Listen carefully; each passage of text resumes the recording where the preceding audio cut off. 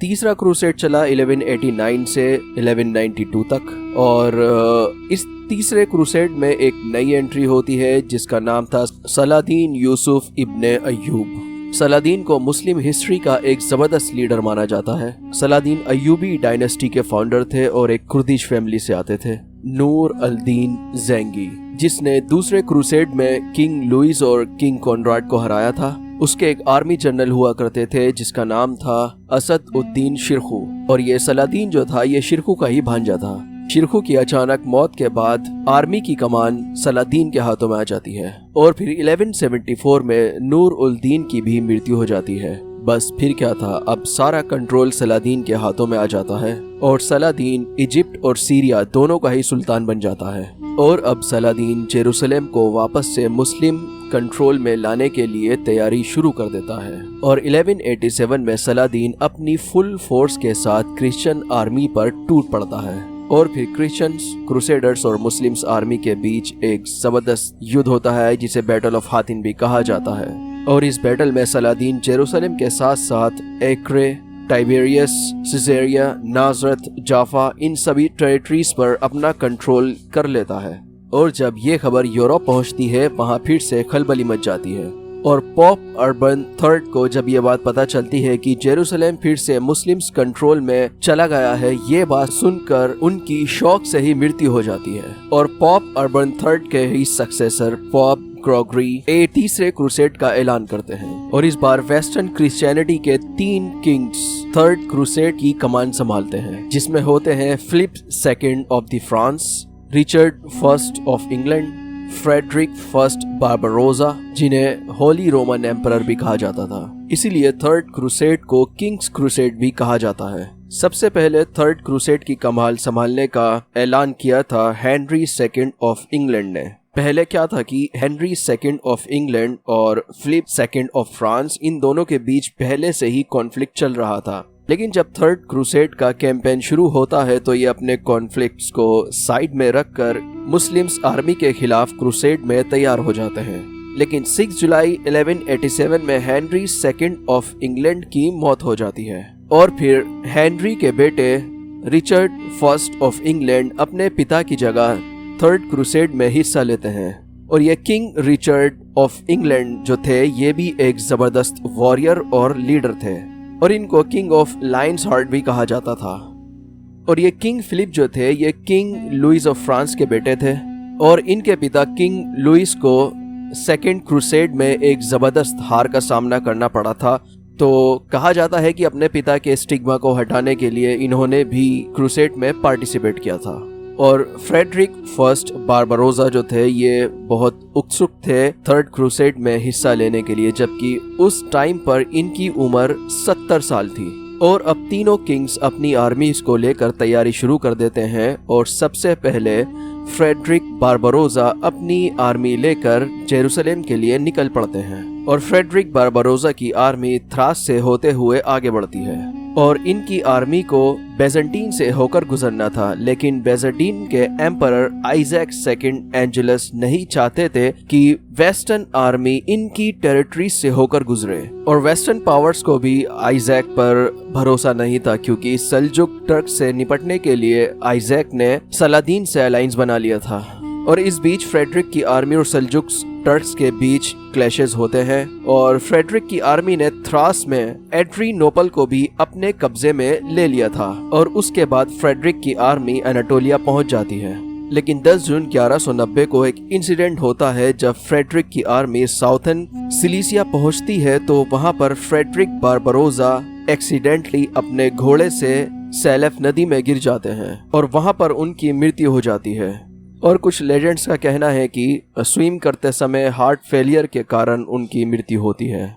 इस इंसिडेंट के बाद फ्रेडरिक बारबरोसा की मोस्ट ऑफ द आर्मी वापस यूरोप लौट जाती है और अब ये क्रूसेड इंग्लिश और फ्रेंच आर्मी के ऊपर निर्भर हो जाता है। और अब किंग रिचर्ड लगभग 100 शिप्स के साथ अपनी आर्मी को लेकर आगे बढ़ते हैं और किंग रिचर्ड की आर्मी रास्ते में सिसिली को कैप्चर करती है और फिर आगे चलकर साइप्रस को कैप्चर करती है।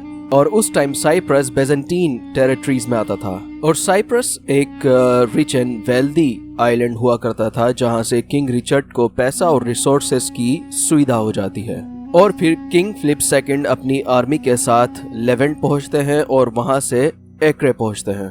और फिर किंग रिचर्ड भी अपनी आर्मी लेकर एक्रे पहुंचते हैं और दूसरे क्रूसेडर्स किंग्स भी अपनी आर्मी लेकर एक्रे पहुंच जाते हैं, जैसे Henry of Champagne, Guy of Lusignan, duke Leopold of Austria. Leopold जो थे ये फ्रेडरिक बारबरोसा की जो बची हुई आर्मी थी जो वापस यूरोप नहीं गई थी, ये उसको लीड करते हैं। और अब ये सब आर्मीज मिलकर एक्रे पर अटैक करती हैं और वहां से सलादीन की आर्मी को पीछे हटना पड़ता है। और अब एक्रे क्रिश्चियन क्रूसेडर्स के हाथों में होता है और यहाँ पर क्रूसेडर्स को एक बड़ी जीत हासिल होती है।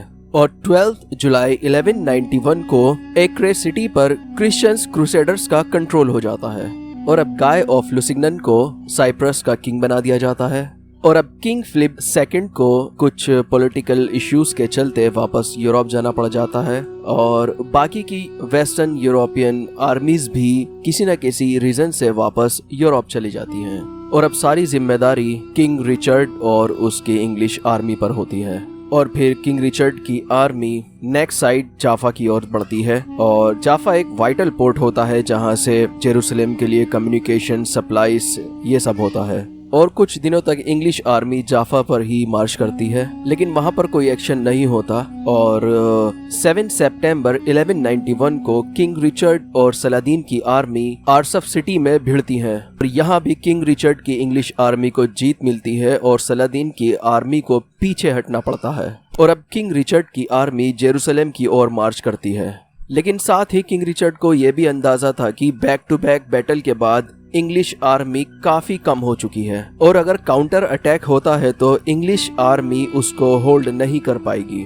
और ये डिसीजन था मोस्ट एक्सपीरियंस फाइटिंग यूनिट के नाइट्स टेम्पलर और नाइट्स हॉस्पिटलर के कमांडर्स का। और फिर इंग्लिश आर्मी जेरूसलम की ओर बढ़ना रोक देती है और इसी बीच मुस्लिम्स आर्मी जाफा पर अटैक करने का प्लान करती है। और जैसे ही ये बात किंग रिचर्ड को पता चलती है, किंग रिचर्ड एक्रे सिटी से जाफा पहुंच जाते हैं। लेकिन क्रूसेडर्स का गोल जो था वो अब भी बाकी था, जेरूसलम को वापस से क्रिश्चियनिटी के कंट्रोल में लाना, क्योंकि जेरूसलम अब भी मुस्लिम्स आर्मी के कंट्रोल में था और सलादीन की आर्मी अब भी जेरूसलम में ही मौजूद थी। और अब किंग रिचर्ड का भी वापस इंग्लैंड जाना जरूरी था क्योंकि किंग फिलिप II की नजरें किंग रिचर्ड के थ्रोन पर थी। अब क्या होता है कि किंग रिचर्ड और सलादीन के बीच जेरूसलम को लेकर एक पीस ट्रीटी साइन होती है और इस ट्रीटी में सलादीन और किंग रिचर्ड के बीच कई प्रपोजल्स पर बात होती है, जिसमें कुछ सोर्सेस का मानना है कि मैरिज अलायंस प्रपोजल भी शामिल होता है, जिसमें कहा जाता है कि सलादीन के ब्रदर अल आदिल और किंग रिचर्ड की सिस्टर जोआना की मैरिज की बात भी की जाती है।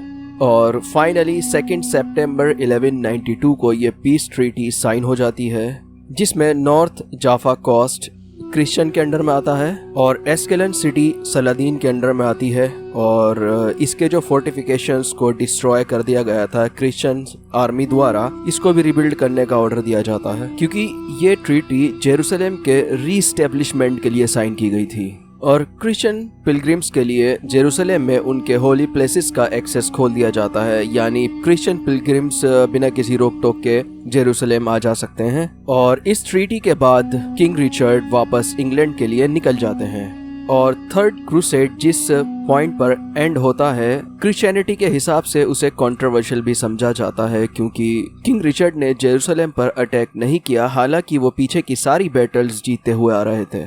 और मुस्लिम पर्सपेक्टिव के हिसाब से इसमें मुस्लिम्स आर्मी की जीत होती है क्योंकि जेरूसलम सलादीन के ही कंट्रोल में था, लेकिन लेजेंड्स के हिसाब से थर्ड क्रूसेड को ड्रॉ माना जाता है।